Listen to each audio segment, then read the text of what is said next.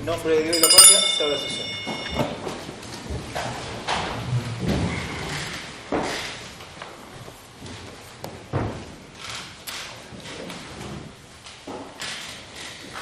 La señora secretaria dará lectura a la cuenta. No hay cuenta hoy día, presidente. Bueno, la orden del día tiene por objeto realizar un examen de los hechos y consideraciones de derecho y adoptar las resoluciones a incluir en el informe que se presentará a la sala, conforme a lo prescrito en los artículos 41, inciso segundo de la Ley Orgánica del Congreso Nacional y 33, inciso segundo del reglamento de la misma corporación. A ver, entiendo que cada uno de los diputados trae su propio informe o su propia opinión respecto a este tema. Sin perjuicio de entregar la minuta por escrito a la Secretaría, la idea es entregar la palabra a cada uno para que vaya entregando sus consideraciones y la resolución que crea pertinente respecto de lo que nos ha entregado la sala de la Cámara como objeto de esta comisión. Propongo se realice las distintas consideraciones e informes por orden alfabético, salvo que algún diputado quisiera intervenir con anticipación que no correspondiera por orden alfabético por razones que pueda señalar. Don Diego Chalper tiene la palabra. Gracias, presidente. Quería pedir la posibilidad de intervenir porque estoy en comisión mixta de la Ley de Identidad de Género que se suscita en el Senado y que en principio no admite reemplazo. Por eso me gustaría poder partir. Yo particularmente no tengo inconveniente, no sé si los demás... Yo no tengo... No, adelante, Diego, sí, no tengo ningún inconveniente. Don Diego Chalper tiene la palabra. Presidente, gracias por la palabra. Bueno, en atención a lo que hemos podido escuchar durante los últimos días después de la interposición de esta acusación, en cumplimiento del artículo 52, número 2 de nuestra Constitución, la defensa realizada en cumplimiento por el artículo 39 de la Ley Orgánica Constitucional del Congreso y las exposiciones de los expertos constitucionalistas, yo la verdad es que me he formado la siguiente convicción, colegas. Bueno, primero que todo, considerando que la acusación constitucional es un mecanismo específicamente para establecer una responsabilidad político-constitucional de los ministros de Estado en razones taxativamente señaladas por el artículo 52, número 2, letra B, y dado que es una herramienta de la acción punitiva del Estado, es decir, que busca perseguir delitos, infracciones o abusos de poder de alta gravedad, al punto de que establece sanciones enormemente graves dentro de nuestro ordenamiento jurídico, al punto de privar ciertos derechos constitucionales por un plazo de hasta 5 años, de acuerdo al artículo 53 de la Constitución, me parece que es importante tener en consideración que esto es un mecanismo excepcional, tanto por el órgano llamado a conocer de la acusación, como también por la naturaleza de las causales que se invocan, por las autoridades que son susceptibles de ser acusadas y también por la gravedad de las sanciones, como lo he mencionado. Por tanto, el primer punto, presidente, que yo he tenido en consideración es lo que se denomina el carácter de última ratio, que en castellano significa que se hubieran agotado todos los recursos que establece nuestro ordenamiento jurídico antes de poder valerse esta vía jurídica en materia de responsabilidad. Por lo tanto, teniendo este primer punto a la vista, en lo personal estimado, que la materia que motiva este pronunciamiento, que es precisamente el dictamen, y más que el dictamen, la impugnación de un acto administrativo del acusado por parte de la Contraloría General de la República, permite concluir que aquí ya ha operado un mecanismo de control normativo, que es precisamente aquel llamado a impugnar aquellas actuaciones administrativas, actos administrativos que no cumplen con las exigencias constitucionales. Por lo tanto, mal podría pretenderse sostener que una impugnación de tal naturaleza sirva de base de una herramienta de control de última ratio, porque precisamente esa es la herramienta que franquea nuestro ordenamiento constitucional para impugnar ese tipo de actuaciones. En ese sentido, no debiese llamarnos la atención el hecho de que el Contralor no haya establecido una sanción respecto del acusado. Por lo tanto, aquí de lo que se trata es de un mecanismo de control normativo operando 100% dentro de lo que corresponde y, por lo tanto, aplicando la sanción correspondiente. Personalmente, presidente, me parece complicado sostener que la impugnación normativa por parte de la Contraloría sea una especie de gestión preparatoria de la vía constitucional, haciendo un paralelo con lo que podrían ser las gestiones preparatorias del Código de Procedimiento Civil. Porque de ser así, llegaríamos a la conclusión de que cada vez que el Contralor impugne un determinado acto administrativo, a la luz de las jerarquías normativas o de la falta de alguna formalidad en particular de acuerdo al artículo 35 de la Constitución, llegaríamos a la conclusión de que esto sentaría la base de una acusación constitucional, lo cual no tiene ningún asidero porque el control que hace el Contralor en ningún caso se pronuncia en aspectos tales como la tipicidad de las infracciones que establece nuestra Constitución, la culpabilidad de alguna de las autoridades ahí mencionadas o el daño que eventualmente esa acción pueda realizar.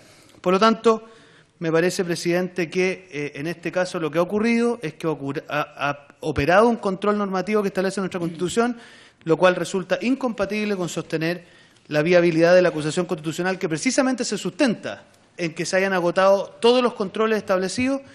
Dado que aquí ya ha operado un control, no vale la pena perseverar en este segundo. Segunda línea argumentativa, presidente, no sé cuánto tiempo tengo, no sé si con tiempo esto. ¿No? ¿Puedo extenderme toda la tarde si quiero? No. Ya. No. Segundo argumento que para mí es relevante tiene que ver con el hecho de que la envergadura de las sanciones que franquea nuestra Constitución requiere necesariamente un pronunciamiento acerca de la culpabilidad del acusado o si es que, en este caso, el ministro ha operado con conocimiento o debiendo conocer de la infracción de ley que se le imputa o la desatención de la ley que se le imputa. Por lo tanto, me parece, presidente, que para que se configure este ilícito constitucional va a ser necesario que el acusado haya obrado al menos con culpa al momento de cometer el acto que motiva la acusación. Así habría sido necesario que el ministro de Salud, don Emilio Santelices Cueva, hubiese dictado este acto administrativo sabiendo o debiendo saber que infringía la Constitución y las leyes o que las desatendía. Teniendo a la vista que ese acto administrativo se dicta en el marco de un fallo del Tribunal Constitucional de fecha 28 de agosto del 2017, que establece la objeción de conciencia institucional y mandata precisamente al ministro de Salud a corregir la normativa vigente para ajustarse al contenido del fallo, y teniendo a la vista, presidente, que el tenor literal del artículo 119 ter de la Ley 21.030 habla de protocolo, pareciera ser plausible sostener que el ministro, buscando dar cumplimiento a este fallo, obviamente dictara un acto administrativo de la misma naturaleza. El punto central, presidente, del reproche de culpabilidad no es el hecho de que el mencionado acto administrativo haya sido sancionado por la Contraloría ex post, o sea, después, sino que más bien si el acusado al momento de dictarlo podía prever esta, interpretación administrativa por parte del Contralor. En ese sentido, presidente, me parece que es razonable también considerar que el primitivo acto administrativo también reunía las características del protocolo y no podía ser de otra manera, porque la misma legislación que nos convoca, el 119 ter, se distingue del 119 que habla de reglamento. Por lo tanto, más allá de la crítica que uno puede hacer al diseño legislativo de la norma, lo cierto es que era plausible sostener que, amparándose en la misma legislación, en el mismo tenor literal de las normas, el ministro dictara finalmente un protocolo. Por tanto, más allá de que hoy día ya haya claridad respecto de que esto era improcedente por el dictamen del Contralor, lo cierto es que no era posible prever por parte del ministro, al momento de dictar este acto administrativo, el que estaba infringiendo una norma. Finalmente, presidente, he dicho que me parece improcedente la acusación en primer lugar porque no sería un mecanismo de ultima ratio, porque ya habría operado otro control constitucional. En segundo lugar, porque no es posible sostener que el ministro actuó con culpa, porque la verdad de las cosas es que lo previsible parecía ser más razonable actuar de la manera en que lo hizo, en atención al fallo del TC y también en atención al hecho mismo de que la ley se refiere a protocolo. Pero me permito además, presidente, referirme a la exigencia de gravedad que debe constituirse para poder fundar una acusación constitucional. En ese sentido, yo sostuve a lo largo de todas las exposiciones y hice siempre la misma pregunta, si la exigencia constitucional requiere solamente una infracción normativa o más bien es necesario que esta infracción normativa tenga expresión en la realidad, es decir, que afecte los derechos fundamentales de alguien en particular. Y mi convicción es que para que se configure la acusación constitucional no basta con un asunto puramente normativo, abstracto, ideal, sino que más bien un asunto concreto. Y lo cierto es que, de acuerdo a la evidencia expresada durante las audiencias, debemos concluir que este acto administrativo que motiva la acusación no produjo efecto en materia de objeciones de conciencia institucional respecto a las entidades con convenios regidos por el DFL número 36 y tampoco fue posible acreditar que alguna persona en particular, en concreto, hubiese visto afectado su derecho a prestación de la salud de acuerdo al 19, número 9 de nuestra Constitución. Por lo tanto, presidente, al momento de evaluar la culpabilidad, es decir, la gravedad de la acción, tenemos que llegar a la conclusión de que este acto administrativo, que si bien normativamente nos permitiría una entretenida discusión, lo cierto es que en los hechos no ha producido ningún tipo de daño concreto que permita calificarlo como algo grave. Por tanto, presidente, es de mi opinión rechazar la presente acusación constitucional, porque me parece que no cumple con las exigencias de excepcionalidad que este mecanismo de control constitucional involucra, porque no fue capaz de acreditarse que el acusado hubiese obrado al menos con culpa, porque no era previsible que se acogiera al dictamen de Contraloría sin tener las herramientas de juicio que hasta ese momento se tenían, y finalmente, presidente, me parece que debe rechazarse porque no cumple con las exigencias de culpabilidad que la excepcionalidad y gravedad de la acusación constitucional sostiene. He dicho, señor presidente. Muy bien, diputado Diego Scharpe. Tendría la palabra diputado Ramón Barros. Gracias, presidente. Después de un detenido estudio, discusiones y oír diferentes opiniones sobre los aspectos a favor y en contra de la acusación en contra del ministro de Salud, señor Emilio Santelice, puedo decir sin temor a errar y con plena convicción que esta debe ser rechazada. En cuanto a los argumentos para sostener la acusación, en primer lugar, los acusadores señalan que el ministro Santelice habría infringido la Constitución y las leyes y habría dejado sin ejecución la Ley 21.030 por haber regulado a través de un protocolo, reitero, por haber regulado a través de un protocolo el derecho de las mujeres a obtener la prestación médica del aborto y el derecho a la objeción de conciencia en las instituciones, cuestiones que debían ser reguladas vía reglamento. Reitero, protocolo, reglamento. En primer lugar, como dice el profesor de Derecho Constitucional Francisco Zúñiga Urbina, la infracción de la Constitución es un ilícito que exige acciones positivas o negativas atribuibles directamente a la actuación de funcionario imputado, que debe verificarse como un quebrantamiento de la norma constitucional. De modo que esto implica infracciones cometidas en el desempeño de sus funciones constitucionales y no a cualquier incumplimiento.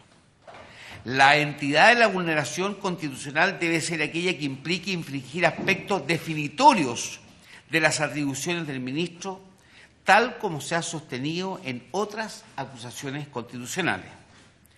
En el caso particular que tratamos, la suscripción de un acto administrativo mandatado por la ley no supone una infracción de este tipo, por lo que no es de aquellas suficientes para sustentar una acusación constitucional. Se trata de que debe ser una infracción especialmente relevante, atendido en este caso a la magnitud de la sanción que tiene la acusación constitucional, la destitución de un ministro de Estado y además la supresión de derechos como ciudadanos en cuanto a cumplir labores en el aspecto público. Es claro que por la sanción que le implica la acusación constitucional se trata de una institución de última ratio. Si fuera de otro modo, y como se hizo presente en la comisión el profesor Miguel Ángel Fernández, cualquier presentación de la Contraloría General de la República a un acto administrativo de un ministro habilitaría para que fuese acusado constitucionalmente, lo que es completamente contrario a la naturaleza misma de la acusación y la sanción que implica. Por otro lado, como queda claro, fue la misma ley la que habilitó al Ministerio de Salud para dictar estos protocolos. Por lo tanto, no puede afirmarse, como han dicho los acusadores, que infringió el principio de juridicidad establecido en los artículos 6 y 7 de la Carta Fundamental al no dictar un reglamento. Dicho argumento además resulta equivocado por encontrarse el ministro habilitado para dictar protocolo. Es además discriminatorio en el entendido de que el primer protocolo vigente adoleció de la misma ilegalidad y así lo reconoció la Contraloría General de la República. La anotada resolución exenta número 432 de 2018, protocolo 2, así como aconteció con la citada resolución exenta número 61 de ese año, no se ajusta a derecho, pues además de aprobar meras instrucciones operativas aprueba un instrumento que reviste las características propias de un reglamento sin cumplir con las formalidades del artículo 85 de la Constitución Política y sin haber sido remitido a esta Contraloría General para su control preventivo de legalidad. Por lo tanto, ambos instrumentos requieren la misma reconvención. Resulta particularmente curioso que quienes sustentan esta acusación constitucional, el día jueves recién pasado, en sesión de sala, a través del proyecto de resolución número 76, aprobado por los mismos diputados que promueven esta acusación constitucional, aprueban un proyecto de resolución que dice claramente, solicita al presidente, instruya al ministro un nuevo protocolo. Resulta inaudito que quienes propician la acusación, hace pocas horas en la sala, han propiciado y han votado solicitando al presidente de la República la dictación de un nuevo protocolo. Adicionalmente, no es suficiente con que se den los presupuestos de una infracción, también se requiere una actuación deliberada por parte del ministro. Hablamos de una actuación personal. Al respecto, el abogado y expresidente de la Cámara de Diputados, señor Gutiérrez Martínez, indica: no basta que la autoridad sea acusada por actuaciones en el ejercicio de sus competencias, sino que es indispensable que la infracción haya sido cometida por la propia autoridad personalmente, por cuanto la responsabilidad perseguida a través de este mecanismo es siempre individual. En tal sentido, y como lo hizo presente el profesor de Derecho Constitucional, don Miguel Ángel Fernández, la actuación concreta que tratamos, la dictación del protocolo que vulneraría el derecho a la salud, en particular el derecho a practicarse aborto, para hacer causa de la sanción que busca la acusación, debe haber sido ejecutada directa y no por sus órganos colegiados. De modo que, si recordamos el texto de la ley, esta señala expresamente: el Ministerio de Salud dictará los protocolos necesarios para la ejecución de la objeción de conciencia. Por lo tanto, como se desprende, la dictación del protocolo no le ha correspondido personalmente al ministro. No concurre tampoco la actuación deliberada o la libre determinación del ministro de Salud para actuar de forma contraria al derecho. No se desprende esta conclusión de la dictación del protocolo correspondiente y que funda en lo esencial la acusación constitucional. Como hemos dicho, la actuación debe ser directamente atribuible al ministro, personalmente, por decisión libre, quien además debía encontrarse en la obligación de actuar en sentido contrario. Dicho de otro modo, se trata de la voluntad deliberada del ministro de quebrantar, de violar la Constitución, habiendo debido y podido ajustarse al mandato constitucional o legal. En defendido hablamos de que debió ser un fin del acusado vulnerar la Constitución y las leyes, de forma culpable o dolosa, cuestión que no se acreditó en ningún caso, sino al contrario, el ministro cumplió con el mandato que la ley le daba al ministro de dictar un protocolo. Tampoco procede el argumento por el que, a juicio de los acusadores, la dictación del segundo protocolo vulneró el derecho de las prestaciones de salud a quienes tienen derecho, las mujeres embarazadas que quieran practicarse un aborto en las causales establecidas en la ley, por eliminar la prohibición de objeción de conciencia de establecimientos de salud privados que sean colaboradores del Estado mediante convenio regido por el DFL 36 de 1980, cuando dicho convenio contemple prestaciones gineco-obstétricas. La dictación de dicho protocolo permitió, como hemos dicho, darle aplicación al mandato legal que establecía el artículo 119 ter al respecto. Dicho protocolo, dictado por el ministro Santelices, dio total aplicación a la ley, toda vez que, si bien eliminó la provisión antedicha, tomó todos los resguardos normativos del caso para que quienes quisieran realizar una interrupción del embarazo contaran con los medios para ello a través de la derivación que el centro de salud objetor realizara hacia un centro de salud que otorgara la prestación médica de aborto.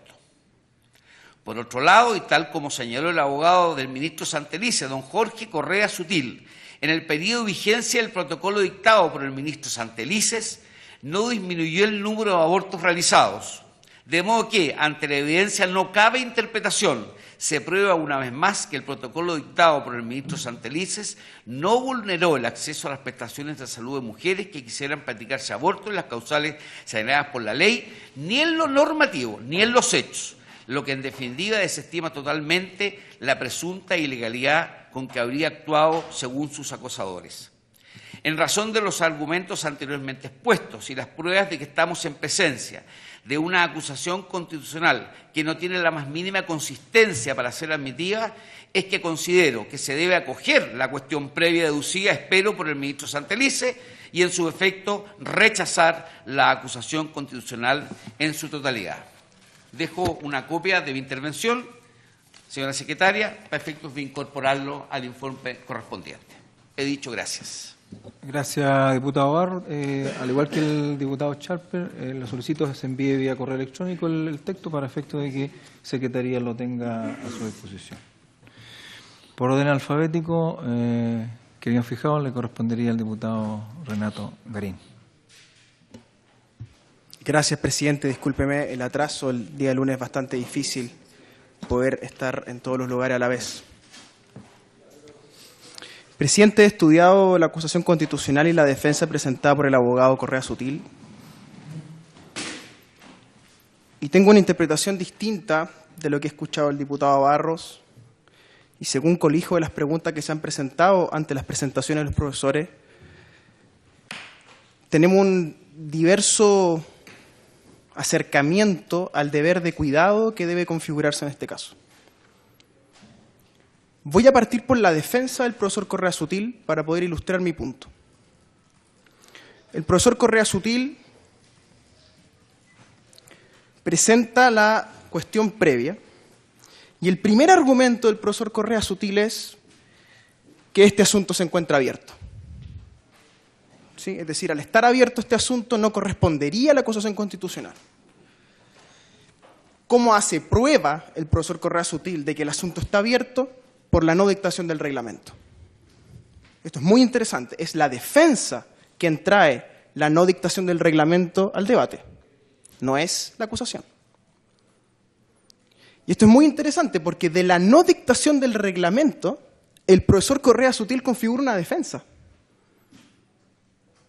Esto es muy interesante. Es decir, él dice, dado que mi defendido no ha dictado el reglamento, el asunto sigue abierto y por ende no procede a acusación constitucional. Y esto al menos, presidente, es muy interesante por dos perspectivas. Una perspectiva es, uno podría decir, bueno, no se ha dictado el reglamento porque el ministerio y el ministro están estudiando el asunto, ¿cierto? Y se van a tomar un plazo razonable para dictar el nuevo reglamento que contenga las reglas protocolares, ¿cierto? En este caso, para no decir protocolo. Pero si aceptamos entonces que es prudente tomarse más de 30 días para dictar el reglamento, entonces no podemos aceptar que es prudente la dictación de la resolución 6432 en 10 días. Es un primer argumento. Un segundo argumento, presidente, respecto a la no dictación del reglamento que trae la defensa, que es muy interesante a mi juicio, es que desprende de del constructo argumentativo, se desprende que el acusado utiliza la potestad reglamentaria de forma arbitraria. Es decir, para poder configurar su propia defensa, no dicta el reglamento. Y el abogado, en vez de reconocer la falta de dictación del reglamento y decir nos estamos apurando y queremos hacerlo lo más pronto posible porque están los derechos de los objetores de conciencia y están los derechos de las mujeres involucrados, en vez de decir eso, presidente, dice no. Al no haber reglamento la cuestión está abierta y como la cuestión está abierta se tiene que rechazar la acusación constitucional. Entonces me parece a mí que el argumento sobre el reglamento, creo yo que la defensa no lo ha ponderado en su totalidad, ya abre una puerta para visualizar entre la apertura de la puerta el carácter arbitrario del ejercicio de la potestad reglamentaria. Que al final del día es lo que estamos discutiendo en el caso, ¿no? Entonces ahí tenemos, creo yo, una inconsistencia bastante seria del profesor Correa Sutil. Enseguida, se presenta como un argumento, presidente, el hecho de que no se haya presentado contra la ministra Carmen Castillo una acusación constitucional. Entonces se dice, a faltas equiparables, tiene que haber una sanción, una pretensión de sanción equiparable también. Bueno, eso pasa por alto, que el dictamen de Contraloría, presidente, es muy claro en decir que efectivamente ambos protocolos cometen un error formal, pero dice también que el protocolo de la resolución 432 emanada de este ministro tiene problemas de fondo. ¿Y cuál es el problema de fondo, presidente? Sobre el cual creo yo que no logramos entrar en su profundidad y quiero mostrarlo hoy día, al menos para quedarme tranquilo con mi conciencia. Es que el DFL 36 lo que hace es una homologación administrativa, es decir, aquellos servicios privados de salud que celebran el DFL 36, que es un convenio con el Estado, por ende quedan homologados con todas las responsabilidades y todos los deberes del Estado en materia de salud.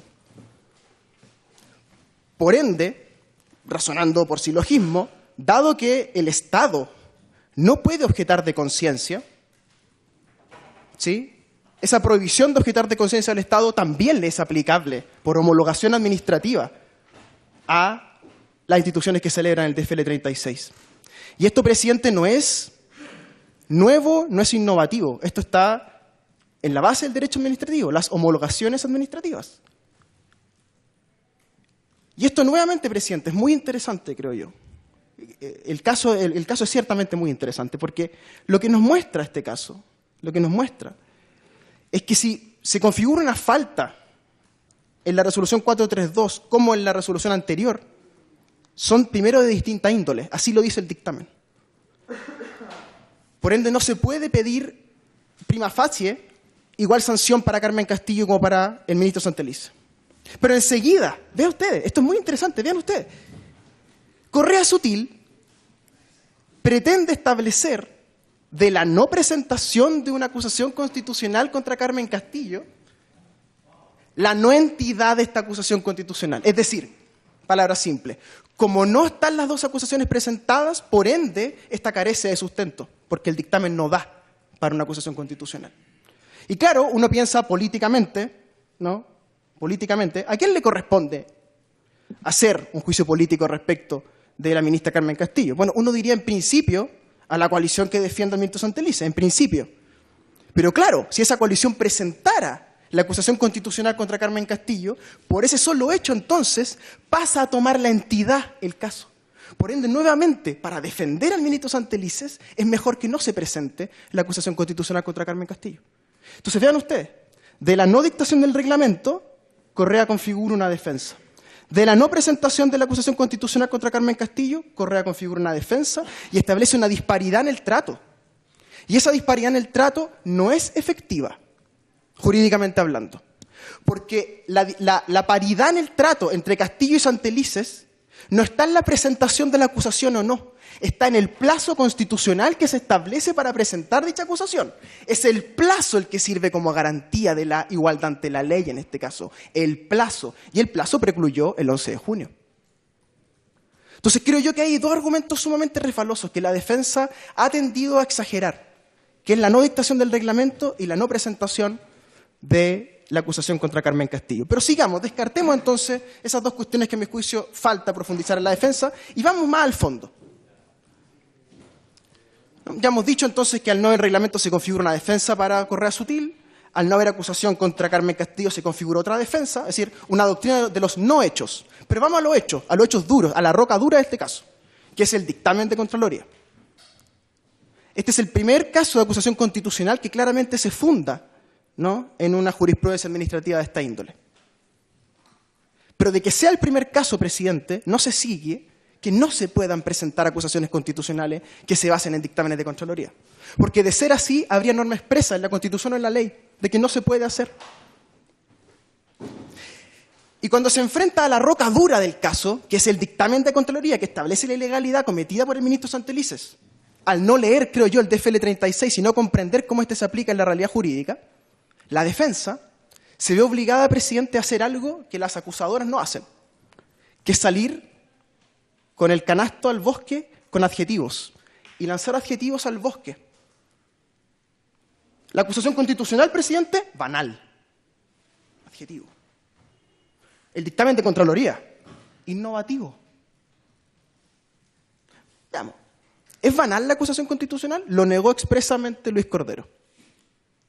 Yo creo que utilizar ese concepto de la banalización de la acusación constitucional no es propio de una discusión de esta índole. Yo creo que entrar a calificar una acusación constitucional como banal prejuzga la cuestión de fondo. No, argumentativamente. Creo que hay un error ahí. ¿No? Calificar de banal como adjetivo me parece que es una exageración de la defensa y de algunos de los profesores que estuvieron invitados. Isabel Anidad, ciertamente, y ningún otro profesor utilizó con tanta claridad esos adjetivos como Correa y Aninat el primer día. Ahora, vamos al dictamen de Contraloría. ¿Es innovativo el dictamen de Contraloría, presidente? No, no lo es. Lamento decirlo que no lo es. Ya el 2011 hay un dictamen, Luis Cordero citó otros 3 o 4 dictámenes que más o menos en una década, desde el 2008 para acá, han establecido con toda claridad que el DFL 36 implica una homologación administrativa como establecimiento, no como funciones. Y ante esa realidad, presidente, evidente, clara, de que hay dictámenes de Contraloría que configuran el marco de acción del DFL 36, la defensa se ve obligada entonces a una contorsión, que es decir, esto es discutible. Y entran a discutir el fondo del dictamen. O sea, a propósito de una defensa de una acusación constitucional, entramos a discutir el fondo del dictamen del Contralor y se establecen, supuestamente, 2 doctrinas, que hasta aquí yo no logro ver plasmadas en la literatura. ¿Dónde están esas 2 doctrinas sobre el DFL? Eso es falso, presidente. Hay una sola doctrina sobre el DFL 36. Y el DFL 36, presidente, lo que hace es homologar las instituciones públicas con las privadas. Por ende, cualquier persona que sepa la base del derecho administrativo en área de salud en Chile sabe que las instituciones privadas no pueden objetar de conciencia porque por el DFL 36 es como si fuera el Estado. Y esto tiene una justificación histórica, presidente, que en la década de los 80, en plena dictadura, cuando no había servicios públicos de salud en las pequeñas localidades, había instituciones privadas que prestaban los servicios. ¿Y qué hizo la dictadura? Homologó al Estado con esas instituciones. Y esto data, presidente, hace 40 años. Esto es parte de la cultura jurídica en el área de salud. Y el profesor Correa Sutil señaló su ignorancia al respecto al decir, primero, que él no era profesor de Derecho Administrativo, y en segundo lugar, ignorando manifiestamente los dictámenes de Contraloría que configuran el marco del DFL 36. Entonces, vamos a la pregunta final. ¿Cuál es el deber de cuidado que tenía que tener el ministro Santelices al dictar este nuevo protocolo? En primer lugar, él no vino a hacer cumplir la ley, porque ya había un protocolo. Uno podría decir, él vino a hacer cumplir la ley porque no había protocolo. No, pues sí había protocolo. Que sí, que tenía un vicio de forma, por supuesto, ya me hice cargo de eso, pero había protocolo. El que tiene que justificar la necesidad del nuevo protocolo es el ministro. ¿Está bien justificar la necesidad del protocolo? No, no lo está. Motivación ambigua se llama en derecho administrativo. ¿Qué dice la resolución 432? Dice interpretaciones vagas que hay sobre el protocolo anterior. Eso no es una justificación para innovar. Él está innovando con el nuevo protocolo. La resolución exenta 432 innova. No es que esté diciendo voy a hacer ejecutar la ley. No, él innova sobre la ejecución de la ley que ya estaba en curso. Que ya estaba en curso, presidente. Entonces preguntémonos, ¿cuál es el deber de cuidado para dictar un protocolo por resolución exenta de esta magnitud? ¿Son 10 días de preparación? Yo creo que no. La prueba de eso es que se ha tomado más de un mes para dictar el reglamento. Que se llame reglamento protocolo, todos sabemos que administrativamente es más o menos lo mismo, ¿no? O sea, el tiempo de cuidado que uno tenga con un reglamento debe tenerlo también con una resolución exenta de este nivel, ¿no? Entonces, no es compatible decir que tuvo deber de cuidado al principio y que lo tiene ahora también. En algunos de los 2 lugares se cae. Entonces, va contra su deber de cuidado, que se apura. Y en ese apurarse, desconoce el derecho al derecho administrativo de salud. Porque claro, él no está obligado a saberlo. El ministro es un gran médico, yo he investigado sobre su carrera, es un gran médico, presidente, y él no está obligado a saber derecho administrativo de salud, por supuesto que no. Pero sí está obligado, como toda persona razonable, como lo hacemos todos nosotros, ¿cierto? Que no tenemos doctorado en derecho, que necesitamos asesores. Tenemos asesores, pues, presidente. Y el ministro tenía asesores, a quienes yo conocí personalmente en el transcurso de estos 2 meses. El señor Hübner y la señora Garcés. Y el desconocimiento jurídico de ese espacio que tiene el ministerio sobre el DFL 36. Y sobre el margen del derecho administrativo chileno ha sido manifiesto. Manifiesto, presidente. A mi juicio, el ministro Santelices no ha cumplido con su deber de cuidado, que es que se iba a innovar sobre una materia tan delicada para Chile como un protocolo de objeción de conciencia institucional en materia de aborto. Él tiene que primero haberse tomado un plazo razonable, como los 30 días que se está tomando ahora, y hacerse asesorar por gente competente. Entonces, ante la evidente falta del ministro Santelices, a mi juicio, cabe preguntarse, ¿fue doloso el ministro o fue culposo? Yo quiero descartar el dolo, presidente. ¿Sabe por qué? Porque yo opero de buena fe. Yo no creo que el ministro de Salud haya llegado a sentarse en el gabinete, en el ministerio, a decir ya, ¿cómo hacemos, cierto, para dejar sin aplicación la ley, cierto? ¿Cómo hacemos para hacer un truco? Yo no sostengo eso. Y la acusación me parece que tampoco lo sostiene con esa claridad. Pese a que la defensa trata de adjudicarle todo el tiempo a la acusación una especie de ánimo de complot, que no existe, que están los hechos. Sin embargo, yo sí estimo, presidente, que hay culpa. Hay culpa del ministro de Salud. Hay culpa en que la dictación del protocolo por resolución 6432 pudo haber sido mucho mejor hecha, pudo contener mucho mejor estudio y pudo comunicársele a la opinión pública de mucha mejor manera. Y yo estimo, presidente, que era posible prever lo que iba a pasar en Contraloría. Era posible prever. Bastaba una persona que supiera la jurisprudencia administrativa de la Contraloría. ¿No tiene recursos acaso el Ministerio de Salud para contratar un buen abogado administrativista? ¿Son tan escasos los abogados administrativistas? No, no lo son, presidente. Entonces, con toda claridad, presidente, se debe rechazar la cuestión previa, porque la cuestión previa no está bien fundada. La cuestión previa, a partir de su primer argumento, que es la cuestión del reglamento, abre la puerta a que el ministro en realidad utiliza de manera arbitraria la potestad reglamentaria, en este caso para defenderse. O bien, si no fuera así, entonces fue poco diligente en dictar la resolución, porque no puede tomarse 30 días para una cosa y 10 días para el otro. Enseguida, en el fondo del asunto, presidente, el ministro de Salud es responsable de un error político mayúsculo que involucra en las cuestiones más sensibles para una sociedad, como es el derecho de las mujeres. A no depender de nadie, presidente, para ejercer libertad sobre su derecho reproductivo, que la ley ha establecido y que ha sido un tremendo debate en el Parlamento. Este no era un protocolo más, presidente, no era una resolución más, este no es un dictamen más, como ha hecho ver la defensa, tratando de demostrar este dictamen de la Contraloría en un océano de dictámenes. Eso es falaz. Este dictamen tiene otra entidad, y esa entidad se le ha dado a la opinión pública, porque son los derechos reproductivos de las mujeres. Y ante una situación tan compleja como esa, el ministro es poco diligente. Es poco diligente en atender la situación con la gravedad que amerita. Y él creyó que cambiar un protocolo era cambiar un protocolo. Y no es tan simple, pues, presidente. Yo estimo que él es culpable de un actuar negligente en este caso, presidente, y voy a llamar a aprobar el fondo del asunto y a rechazar, por ende, la cuestión previa. He dicho, presidente, muchas gracias. Gracias, diputado Garín. Tiene la palabra el diputado Marco Vilavaca. Muchas gracias, presidente. Gracias a la suerte y al azar nos ha tocado vernos enfrentados en esta gran disyuntiva que nos ha mantenido preocupados durante una semana respecto a la actuación del ministro de Salud.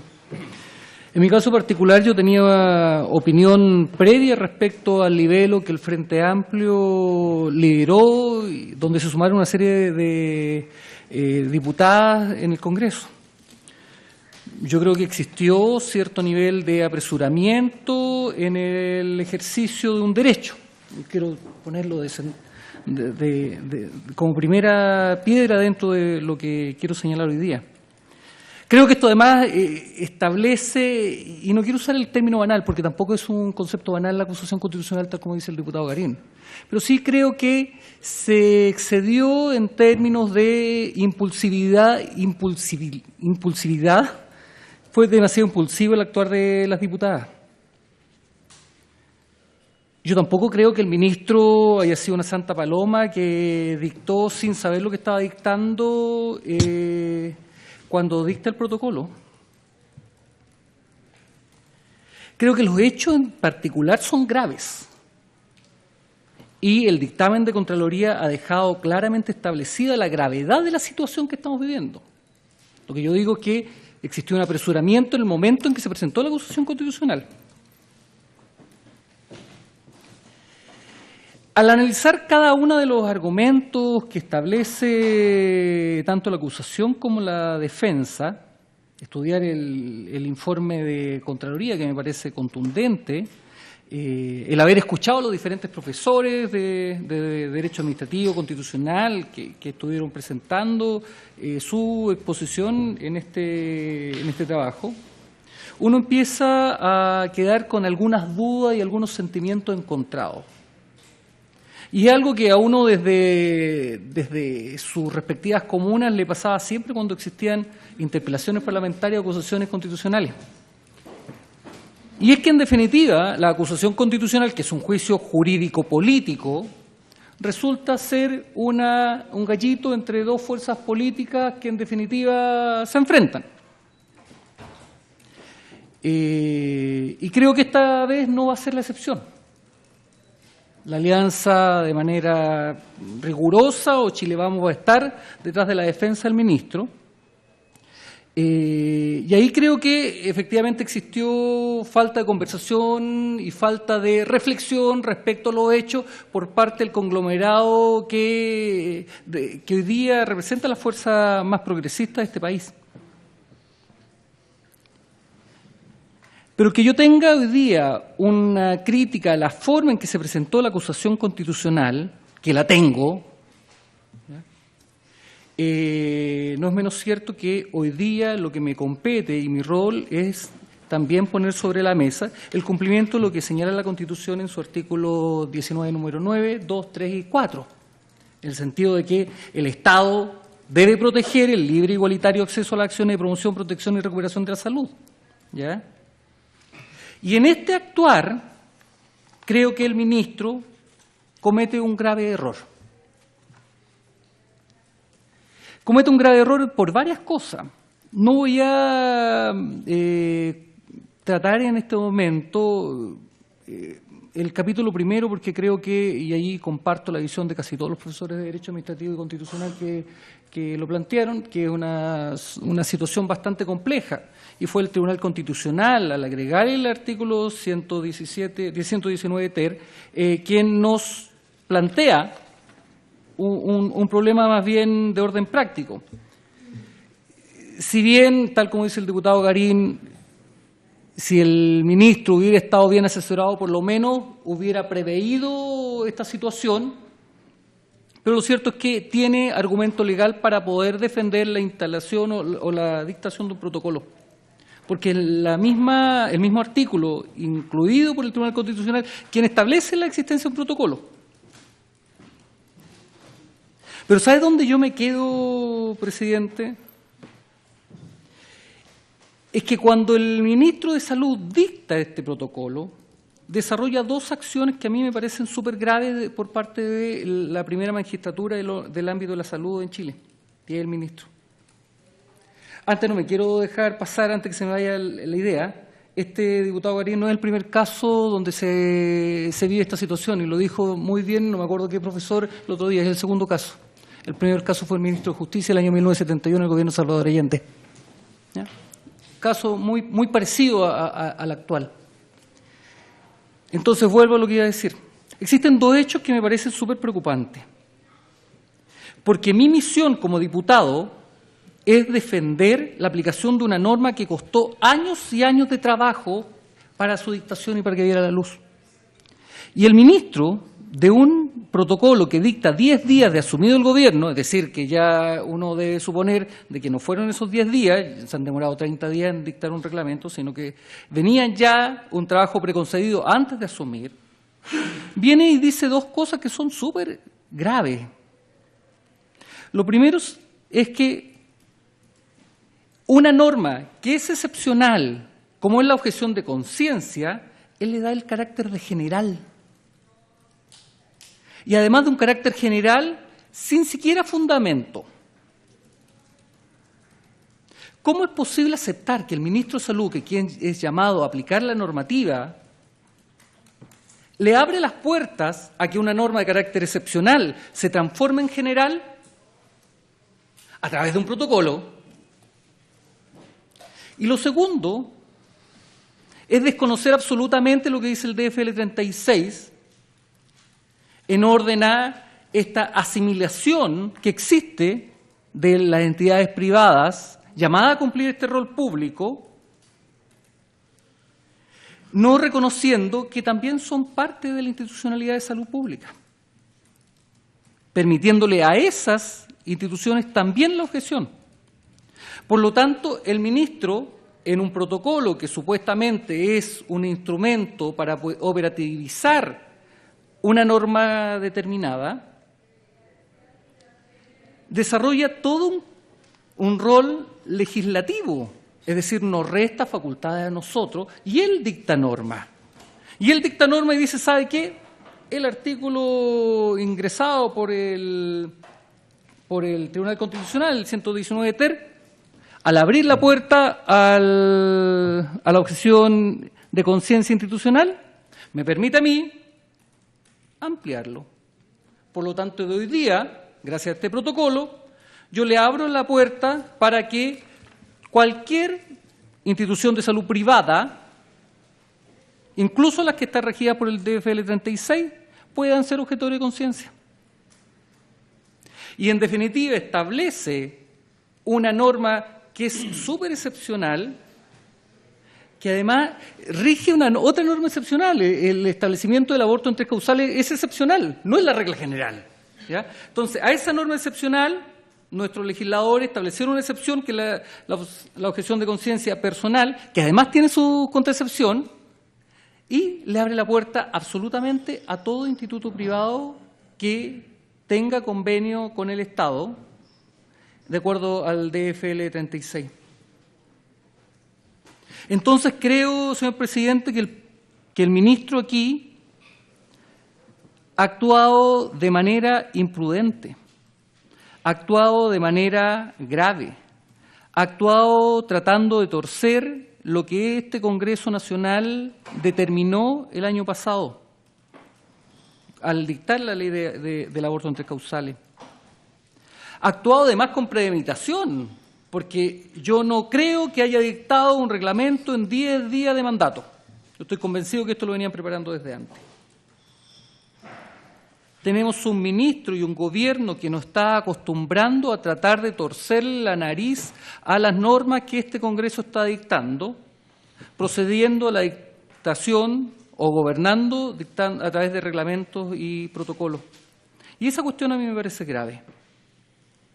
Y este actuar permanente del gobierno, que se traduce hoy día con la dictación de este protocolo, es un actuar permanente. Pero además de eso, presidente, hoy día la actuación del gobierno y la actuación de sus parlamentarios en general han agravado la situación que viven las mujeres que intentan o que tienen derecho a hacer uso de esta ley. Porque la semana pasada también quiero recordar que en el proceso de discusión en la Comisión de Salud de la Cámara de Diputados, cuando se discute la ley que intenta interpretar un poco la normativa que se está aplicando, de manera general, los diputados de Chile Vamos rechazan la posibilidad de discutir este tema. Entonces, tenemos efectivamente la intención de hacer aplicable una norma dictada por el Congreso Nacional o no la tenemos. Y yo creo que hoy día no existe intención por parte de un número importante de parlamentarios de Chile Vamos, por parte del Ministro de Salud, por parte del Presidente de la República, de dar cumplimiento a la norma. Y es esta la razón, a pesar de mis aprehensiones en términos jurídicos respecto a la acusación constitucional, la que me hace hoy día estar a favor de la acusación constitucional. No es fácil la decisión que hoy día tomo, porque, insisto, creo que hoy día cierto sector del Frente Amplio nos ha expuesto innecesariamente en una carrera compleja. Pero creo que hoy día las mujeres de nuestro país requieren una actuación coherente por parte de los parlamentarios del Congreso Nacional en orden a poner a las mujeres primero. Y la única forma de poner a las mujeres primero para poder ejercer un derecho que le asiste dado por la ley y evitar que se sigan dictando normativas, protocolos o reglamentos tendientes a torcerle la nariz a la ley, es votando a favor de esta acusación constitucional. Por lo mismo, señor presidente, yo estoy por aprobar la acusación constitucional contra el ministro de Salud, he dicho. Gracias, diputado Marco Lavaca. Me corresponde a mí entregar el pronunciamiento sobre la causa que ha sido objeto de esta comisión de acusación constitucional. Me voy a referir en primer lugar al pronunciamiento sobre la cuestión previa. En atención a los argumentos que expondré y en mérito de las disposiciones que regulan la acción constitucional contenidas en el artículo 53, número 2 de la Constitución Política de la República y del artículo 37 y siguientes de la Ley Orgánica Constitucional del Congreso Nacional y demás normas pertinentes, teniendo además presentes las exposiciones de los connotados constitucionalistas citados para referirse a la cuestión, he llegado a la plena convicción de que se deben acoger las cuestiones previas formuladas por la defensa del ministro señor Emilio Santelices, toda vez que estimo que la acusación constitucional presentada en su contra no reúne los requisitos mínimos exigidos por nuestro ordenamiento constitucional para la interposición y, en consecuencia, la acusación constitucional debe tenerse por no interpuesta en atención a las cuestiones previas formuladas por el acusado. En primer término, porque considero que la institución de la acusación constitucional en los términos establecidos por nuestra Constitución y las leyes dictadas en conforme a ella resulta una institución de carácter excepcional y destinado como último instrumento de un Estado de Derecho para sancionar el abuso del poder sistemático y grave en contra de las más altas autoridades, objeto que tradicionalmente persigue este instrumento democrático, lo que en la especie no es posible sostener debido a que ha operado todos los controles que nuestro ordenamiento jurídico habilita para estos casos. Sin embargo, esta es una situación en curso y no resulta una última instancia que merezca de esta bomba atómica constitucional en los términos sostenidos por el profesor Patricio Zapata, ya que ha operado el control que ejerce la Contraloría General de la República, dictaminado en el camino interpretativo a seguir y ha ordenado dejar sin efecto la citada resolución, hecho que ya ocurrió, y debiendo estar a la dictación del respectivo reglamento que ordena. Situación contraria que llevaría a este diputado a no compatir este punto. Sería una actitud de rebeldía del ministro de Salud no acoger el dictamen, mantener en vigencia el protocolo, no dictar en un tiempo razonable el reglamento, con un claro abuso grave, sistemático y en orden a afectar derechos fundamentales de los pacientes, lo que no es posible sostener en la base de la acusación y a los antecedentes proporcionados por los acusadores. En segundo término, porque estoy convencido que la acusación no tiene un fundamento que nos lleve a sostener que el acto constituye un ilícito constitucional que se le atribuye al acusado, esto es, a través de la dictación de la resolución exenta 432 dictada por el Ministerio de Salud, que contiene el protocolo para la manifestación de objeción de conciencia, según lo dispuesto en el artículo 119 ter del Código Sanitario, modificado por la Ley 21.030, debido a que, a nuestro juicio, el protocolo no produjo efectos contrarios a la Constitución y a las leyes dictadas conforme a ella, en los términos de la acusación constitucional señalada, debido a que ninguna persona se le prohibió directa o indirectamente el ejercicio de dicho derecho producto de este protocolo, mientras él encontró y en dicho caso difícilmente se le puede atribuir efectos contrarios como los que se le imputan. Esto ya que en el periodo de 45 días que se aplicó el protocolo, ningún establecimiento de salud con convenio suscrito conforme al decreto de fuerza de ley 36 fue autorizado por el Ministerio de Salud para ejercer la objeción de conciencia institucional, por cuanto considero inadmisible que se sustente la producción de efectos contrarios a la Constitución y sus leyes en este punto. En tercer término, porque he arribado a la convicción que el acusado no ha incurrido en una conducta ilícita y culpable, por cuanto esta acusación solo busca establecer una responsabilidad política, un reproche a la oportunidad sobre la decisión del Ministro de Salud, desnaturalizando esta institución, ya que no existen hechos, argumentos o fundamentos esgrimidos en el libelo que permitan inferir que exista culpabilidad en el actuar del Ministro de Salud en la dictación del protocolo referido, que los acusadores funden casi exclusivamente una acusación constitucional en el equivocado uso de una forma jurídica, esto es, un protocolo y no un reglamento, en condiciones muy discutibles. Alterarían el actuar a futuro de la Contraloría General de la República, ya que cualquier reproche, alcance o representación de un acto administrativo arraigaría la eventual destitución de su actor.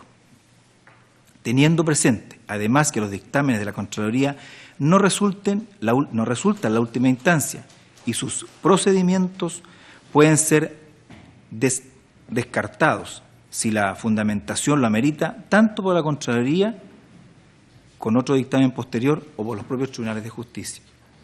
La acusación constitucional no es exclusivamente un juicio político, ni puede entrar a cuestionar el mérito de las decisiones de la autoridad. La responsabilidad de los ministros de Estado que puede hacerse valer ante el Honorable Congreso Nacional es de tipo estrictamente jurídico-constitucional y no solamente político. Ello es así, pues en un sistema de gobierno presidencialista como el chileno, no es jurídicamente admisible que los ministros de Estado sean políticamente responsables ante el Parlamento y que este poder del Estado pueda cuestionar la conveniencia, mérito u oportunidad de sus actos. Todo lo contrario, son de exclusiva confianza del Presidente de la República y se mantienen en sus puestos en la medida que dicha autoridad no disponga lo contrario. Difícil sustentar la gravedad, basado exclusivamente en el dictamen de la Contraloría, sin mostrar otros actos que configuren una actuación sistemática, grave y de abuso de poder en contra de las libertades de las personas. Ejemplo, fomentando objeción de conciencia, conspirando en contra de las causales. Hay que votar por el libelo, no por la conspiración, toda vez que el ministro de Salud, al dictar el protocolo ya mencionado, no lo hace sin ningún tipo de referencia, sin un soporte inexistente, sino que, bien o mal, toma el mismo vehículo jurídico que se quiere donde estaba contenido el protocolo anterior, es decir, a través de una resolución exenta como la 61 del 22 de enero del año 2018, que regulaba anteriormente esta materia. En conclusión, he llegado a la profunda convicción que la presente acusación constitucional debe tenerse por no interpuesta en atención a que las cuestiones previas formuladas por el ministro de Salud, señor Emilio Santelices, en su escrito de contestación, deben ser acogidas por lo anteriormente expuesto, instando a los miembros de esta comisión y a los parlamentarios de la Cámara de Diputados a rechazar en todos sus términos la admisibilidad de la acusación constitucional.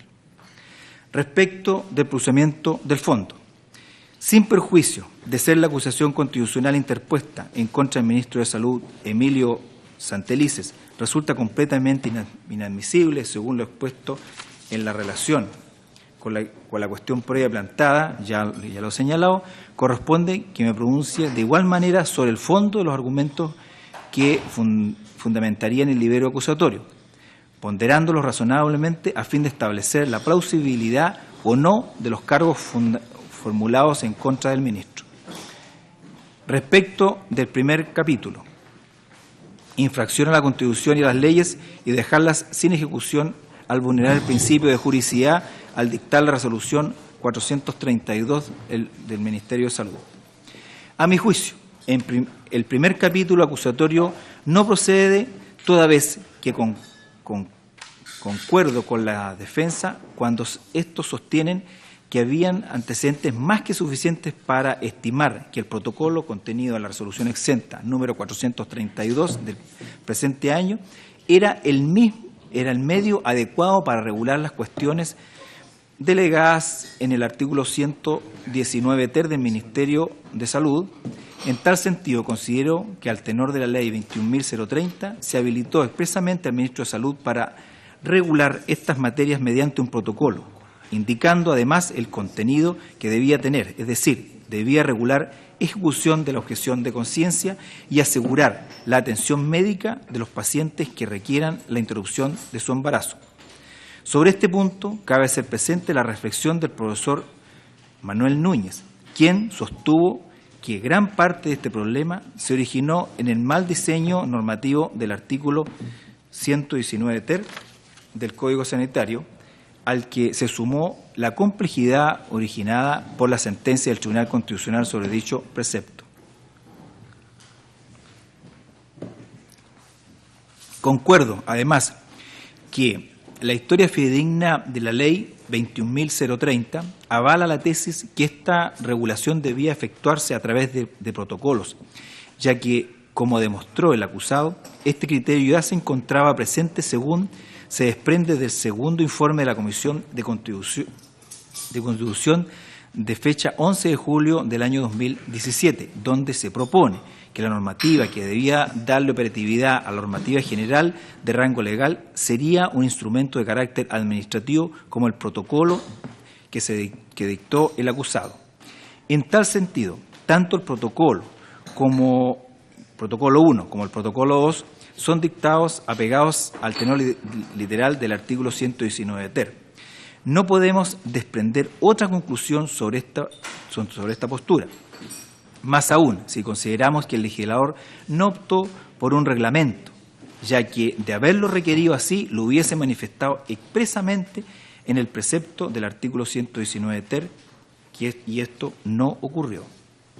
No es posible sostener la mala fe y gravedad a lo obrado por el ministro, si consideramos que lo resuelto por la Contraloría fue estimar que el protocolo era contrario a derecho, pero no constituía ningún ilícito que mereciera un sumario o una sanción de carácter administrativo, las que son de entidad menor a aquellas que persigue la acusación constitucional. El ministro ejecutó la ley que se encontraba en vigor. La causal no se verifica, toda vez que el ministro, bajo mandato expreso de la Ley 21.030, ordena la dictación del protocolo. El profesor Bascuñán señala que hay inejecución cuando se deja de actuar estando obligado a hacerlo o cuando no se precisa la forma o marco en que se habrá de actuar. Contrario a lo que exige la causal, esto es, no realizar las acciones o dejar sin efecto los mandatos de la ley. En cuanto a la falta de motivación del acto, no comparto esa acusación debido a que el protocolo está fundado a lo largo de 14 considerandos revisados por esta comisión, sobre el cual no efectuó reproche alguno la Contraloría, como se puede apreciar del dictamen 11.781. Es decir, no efectúa reproches sobre este punto y además porque considero que según nuestro ordenamiento jurídico la falta de motivación es una cuestión de mera legalidad que corresponde controlar a Contraloría y a los tribunales de justicia y no encauzar una responsabilidad a través de la acusación constitucional por este motivo. Además, no considero que sea posible sostener una acusación constitucional asentado en el argumento de que la dictación del protocolo tuvo por objeto eludir controles jurídicos internos o externos. Ello, pues cualquier autoridad sabe que Contraloría puede efectuar distintos tipos de controles, solo a petición de parte o de o de otra manera, sino que también de oficio o de manera voluntaria. Por cuanto asumo que la autoridad, sabiendo que era ilegal, se expuso a un tema tan sensible como este para evitar controles. Finalmente, y en el evento de acreditarse una infracción constitucional, esta carecería, a mi juicio, de la gravedad o entidad para fundar una acusación constitucional. Esto porque la mayoría de los profesores constitucionalistas consideraron que el ministro no excedió de sus atribuciones, porque la forma de efectuarlo era discutible. El error ya fue corregido y solo se está a la espera de un nuevo reglamento que regule estas materias, dando cumplimiento estricto al dictamen de la Contraloría. Estimar que el solo reproche de Contraloría, control jurídico que realiza diariamente y en el ejercicio de su normal atribuciones para evitar actos contrarios a derecho, resulta en una base para una eventual destitución de su autor. Conlleva al absurdo de cuestionar a la generalidad de los actos y servicios. Segundo capítulo. Infracción a la Constitución y las leyes y dejarlas sin efecto a través de una interpretación torcida de las normas legales, la vulneración del derecho a la protección de salud. A mi juicio, el segundo capítulo acusatorio no procede toda vez que los hechos imputados en este capítulo no se ajustan con la hipótesis descrita en el número 2 del artículo 52 de nuestra Carta Fundamental. Encontraba obligado a considerar y dar valor a la objeción de conciencia, principalmente a partir del considerando 136 sobre objeción de conciencia del fallo del Tribunal Constitucional. Es decir, solo se limitó a dar aplicación a ambos derechos, debiendo ponderar y respetar el derecho a la protección de la salud y la libertad de conciencia en su entera y en su esfera individual como institucional. Resultaron razonables, a mi juicio, los motivos que se tuvieron al momento de dictar el segundo protocolo, ya que se tuvo por propósito dar eficacia al derecho a la salud.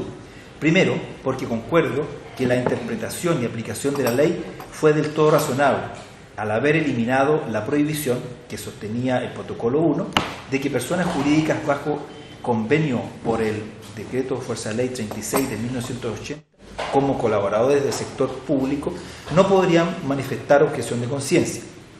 Ello porque al momento de asumir el ministro había dos recursos de protección en contra del protocolo 1 vigente a esa fecha, que ponía en riesgo que uno o varios de los 78 establecimientos pusieran término a sus convenios, de forma total o en el mejor de los casos solo respecto a la parte gineco-obstétrica, razón por la cual se determina finalmente eliminar la prohibición expresa que le impedía recibir fondos públicos, poniendo término al primer protocolo, el que corría el riesgo de ser invalidado por los tribunales o producir el término de los convenios.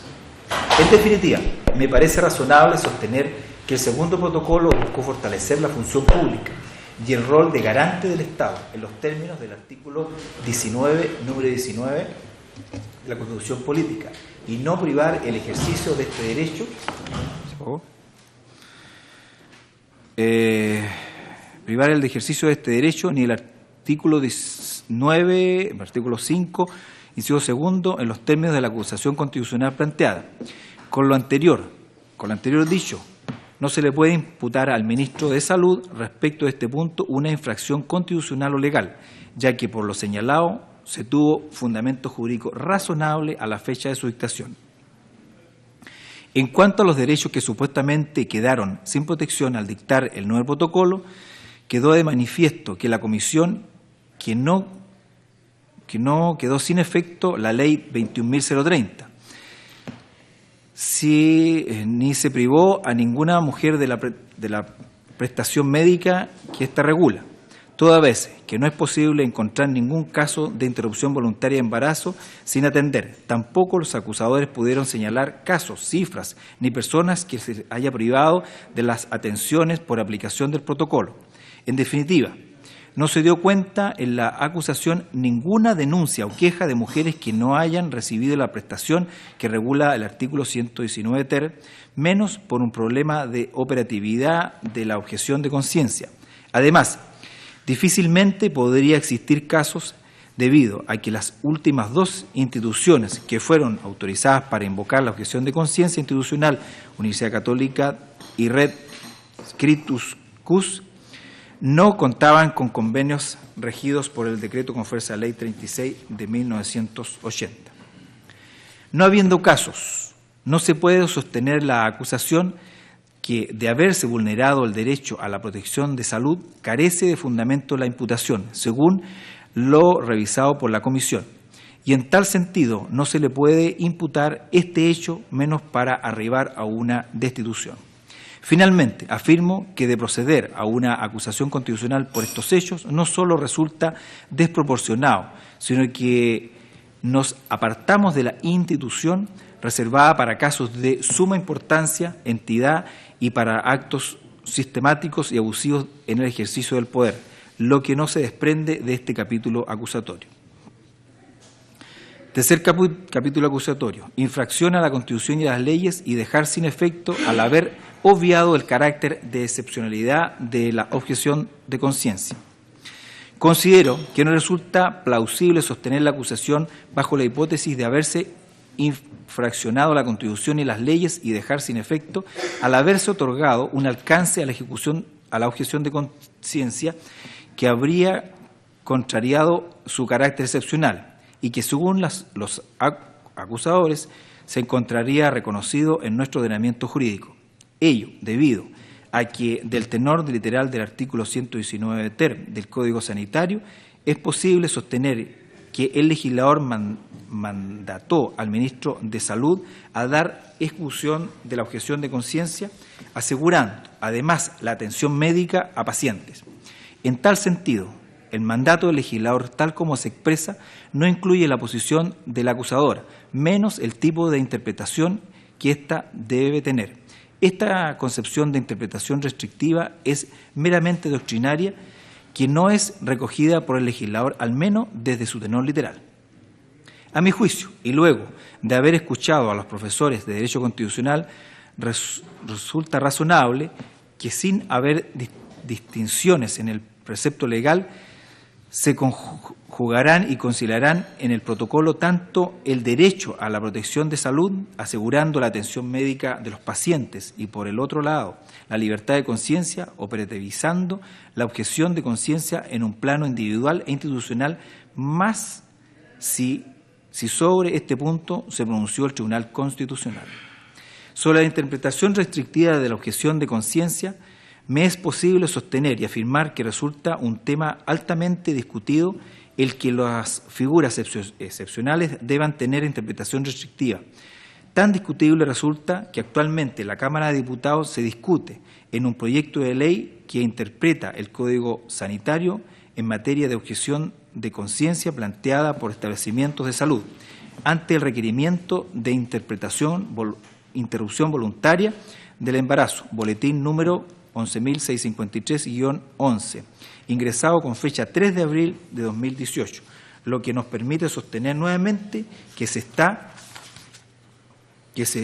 utilizando una institución de última ratio, como es la acusación constitucional, para perseguir responsabilidades sobre una situación que aún se mantiene en desarrollo y donde han operado todos los controles preventivos por nuestro ordenamiento jurídico, resultando difícil dar lugar a la acusación constitucional, ya que actualmente se basan en hechos que actualmente se encuentran desarrollando y cuya plausibilidad resulta difícil de derribar, al menos en cuanto a perseguir la responsabilidad del ministro por estos hechos. En cuanto a la infracción cometida por el acusado, al eliminar la existencia de fundamentos de objeción de conciencia institucional, me resulta propio rechazar esta afirmación, ya que el artículo 119 ter no impone requisito alguno para ello, no lo condiciona ni lo somete a un trato determinado, lo que tampoco ocurrió con el pronunciamiento del Tribunal Constitucional sobre esta materia. Menos podría sostenerse que al eliminar dicha consideración se está vulnerando la Constitución y las leyes o se dejan estas sin efecto. Finalmente, Manifiesto mi rechazo a la acusación de este capítulo debido a que sostener lo contrario me llevaría a legitimar la banalización de esta institución de evidente corte excepcional. Me llevaría a desconocer que existen controles internos y externos que permitan encauzar actos de gobierno y controlar su legalidad, como su conformidad con la Constitución. Sin embargo, se nos pide dar lugar a una acusación cuyos hechos o consecuencias aún se encuentran pendientes, donde no se observa una actitud abusiva, permanente y sistemática del acusado, de tal entidad que solo sea perseguible a través de la acusación constitucional y solo sancionable con destitución de su cargo y la inhabilitación de ejercer cargos o funciones públicas por 5 años. Por tanto, en razón de los fundamentos de hecho y derecho anteriormente señalados, manifiesto mi postura de no hacer lugar a la acusación constitucional y solicitando desde ya se desestime todo, tanto por esta comisión como por la sala de la Cámara de Diputados en contra del ministro de Salud, señor Emilio Santelices.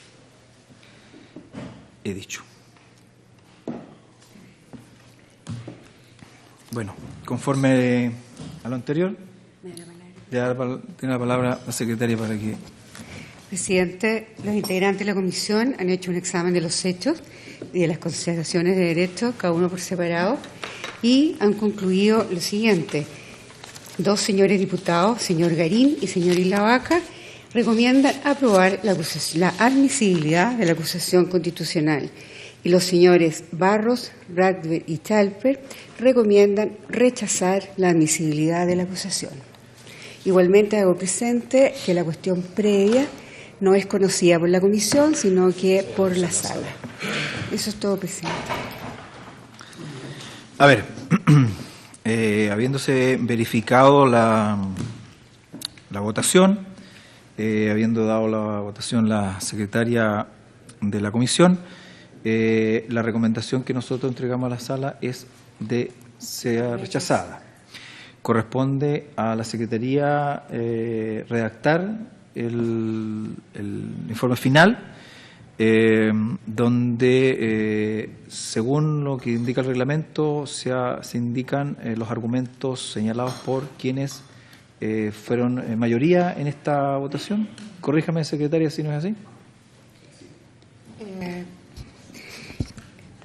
Presidente, se puede adjuntar como documento los considerando hechos valer, lo que no implica que haya un voto de recomendación de rechazar la acusación, porque cada uno la ha traído por escrito y no se podría omitir, porque está grabada y es parte del informe, así que son consideradas, presidente.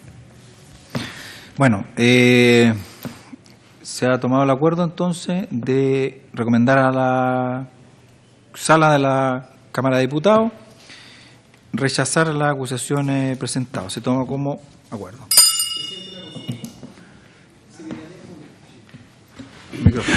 Presidente, una consulta respecto a cuál es el procedimiento del día miércoles. ¿Hay derecho a palabra algún miembro de esta comisión, por ejemplo? Los 5 tenemos derecho a hablar. Correcto. Sí, efectivamente, respecto a la cuestión previa, tenemos derecho a ser oídos, así ha señalado el reglamento, por la sala, los integrantes de la comisión. ¿Cuánto tiempo tenemos cada uno? No, eso lo fijan los comités. Correcto. No hay tiempo, reglamento, no hay tiempo señalado. De acuerdo con eso. Perfecto. Tantos minutos por diputado. Correcto. Pero lo único que se pone en tabla, no hay otra cosa. A ver, esto... ¿Eso va a ser Sí, diputado Barro. ¿Es motivo de una sesión especial o se ordena la sesión ordinaria el día miércoles? Ya está citada y es solo esa materia, así lo dice la norma, no hay otra. Sí, pero... La acusación constitucional. O sea, En la el mañana, miércoles, el miércoles, sí. Sí. Nosotros tenemos que entregar el informe a más tardar el día de mañana a las 24 horas. Sí, va a estar en la página, tiene que estar subido a disposición de la sala a las 12 de la noche del martes. Vencimiento del plazo. Así que les pedimos, por favor, que nos hagan llegar a la brevedad por escrito, al correo electrónico, y lo demás está contenido en la versión taquigráfica de los diputados. Señor Ilavaca, ¿usted nos haría llegar también o prefiere que...? Ya, perfecto. Sí, ya, perfecto. ¿Algún otro tema que tratar, diputado Barros, Garín? Me permite, sí, felicitarlo a usted, presidente, con toda sinceridad, más allá de nuestras diferencias en esta materia. Creo que ha hecho una gestión realmente discreta, que es un gran valor. Y en segundo lugar, se han enfrentado momentos difíciles en la comisión y usted ha sabido sacarlo adelante con temple, con experiencia, y creo que es un ejemplo la manera en que usted ha llevado a cabo esta función. Yo lo felicito, diputado, de todo corazón. Diputado Garín, le agradezco sus palabras. Primera vez que presido una comisión, primera vez que lo hago. Le doy las gracias por haberme dado la confianza de haberlo hecho, de la cooperación de los integrantes, de la cooperación de la Secretaría y de los que participaron de esta comisión. Y sencillamente ese es mi estilo, y espero que el día de mañana, cuando existan otras acusaciones, porque las van a haber, no digo solamente en este gobierno, sino que también a futuro, la imparcialidad se manifieste de esa manera. Por eso que también me interesa que la imparcialidad que se reflejó acá también espero yo que exista a futuro, porque este sorteo es absolutamente aleatorio, a la suerte, y por lo tanto las mayorías son circunstanciales, y la idea es que este tipo de trabajo se trata de realizar con la mayor imparcialidad. Agradezco, reitero las palabras, y bueno, habiéndose cumplido el objeto de la sesión, esta se levanta. Muchas gracias.